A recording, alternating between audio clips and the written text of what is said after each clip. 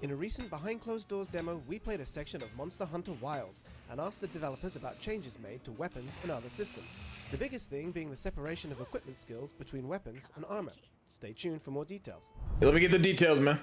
As I played the demo, I realized major changes have been made to the skill system, where damage increasing skills and weapon specific skills like attack up and focus can only be found on or applied to the weapons themselves. A pretty impactful change. This is the new equipment skills system.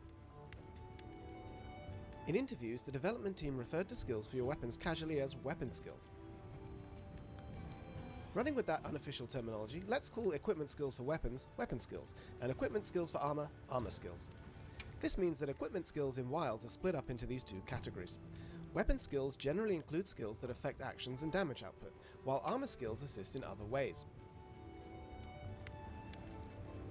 Armor skills include support skills like Speed Eating and Divine Blessing.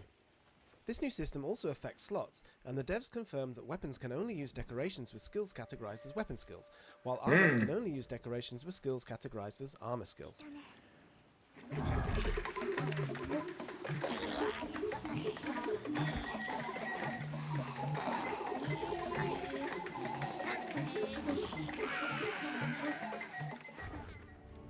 This really opens up a lot of new ideas. I asked director Yuya Tokuda about his intentions here, and he replied, "Only armor had built-in equipment skills until now, but when a piece of armor had a type of skill only effective when used with a certain weapon type, that meant you would have to choose the corresponding weapon. This led to an unavoidable situation where it was harder for people to use those kinds of armor pieces. The new system solves that issue." Monster Hunter Wilds now lets you take two weapons with you on a hunt, which must have been another reason. Yeah, that's peak. I really like that. I think being able to have two weapons is actually fucking amazing. I'm excited for this. I do wish there was more weapons, bro. It makes me sad there's not more weapons. You can now swap to a sub-weapon mid-hunt. It's great to be able to keep on hunting while maintaining the skills you need to increase your damage to a suitable level or handle your weapon better. There is one thing I'm still curious about. While I was able to confirm that skills like guard are indeed on weapons that can block, I'm not sure which type of equipment utilizes skills like evade and evade distance yet.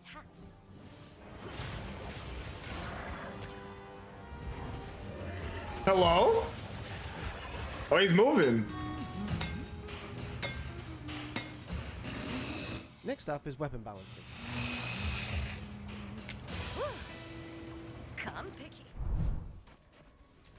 Producer Ryozo Tsujimoto confirmed there will be significant weapon balance changes in Wilds. He told me there will be major changes not just after what we saw in the open beta, but also in the form of changes we had always intended to add to the final product. Like what? In particular, we plan on putting quite a lot of work into the Lance, Switch Axe, Insect Glaive, and Sword and Shield based on feedback from the open beta. I use Sword and Shield a little bit. Insect Glaive and Sword and Shield based on feedback from the open beta.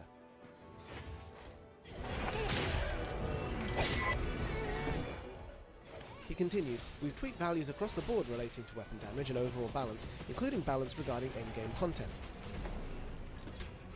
In addition to these numerical changes, the four aforementioned weapon types have, quote, plenty of work put into how they feel to use." While the development side is certainly listening to the voices of the players, they're already taking a proactive stance toward weapon balance changes, and it seems that a proper announcement about the topic will come at a later date. Seeing their attitude put me This comes out in February? The game is clearly in good hands. We'll see how their intentions It looks really good. I'm definitely gonna be... 25. Nah, bro. What is going on with Dual Blade? Nah, why do Dual Blades look amazing? Next, the team told me about the direction and concept of the Switch Axe and Insect Glaive.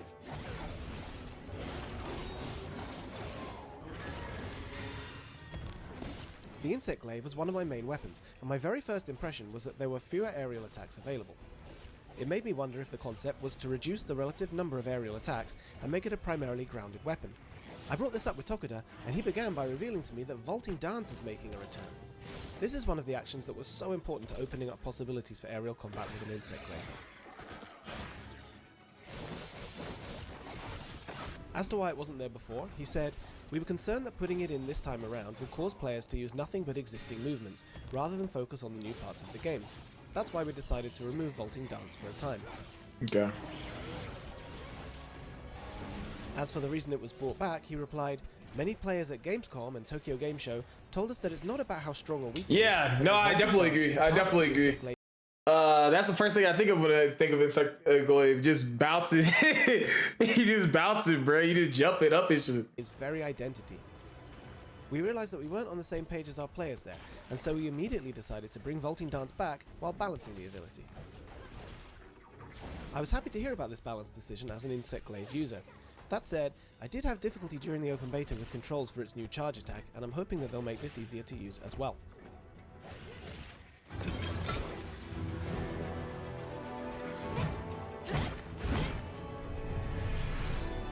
I then asked about what direction they want to take the Switch Axe in.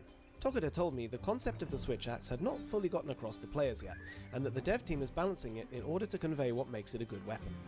Specifically, he said, the full release slash that comes at the very end of an attack didn't fully stand out, both in terms of feel and numbers, making it less attractive when compared with similarly positioned attacks for other weapons. We'll be sure to address that.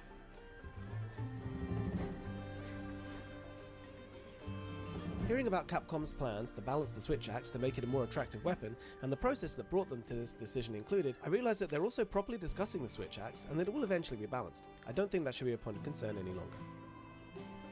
I'm sorry to admit that I can't go into as much depth on the Switch Axe as with the Insect Glaive, as it isn't one of my main weapons, but other media outlets were also present at this hands-on session, and I'm sure some of them include players who go hard on the lance, the gun lance, the bow, the longsword and more, so keep an eye out online for more information on your favourite weapon.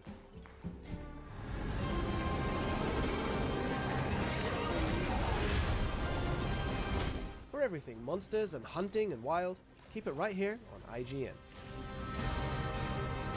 Hey, I'm definitely excited for the shit to drop. I don't know if I don't think it's gonna be my most anticipated game, but definitely looking good.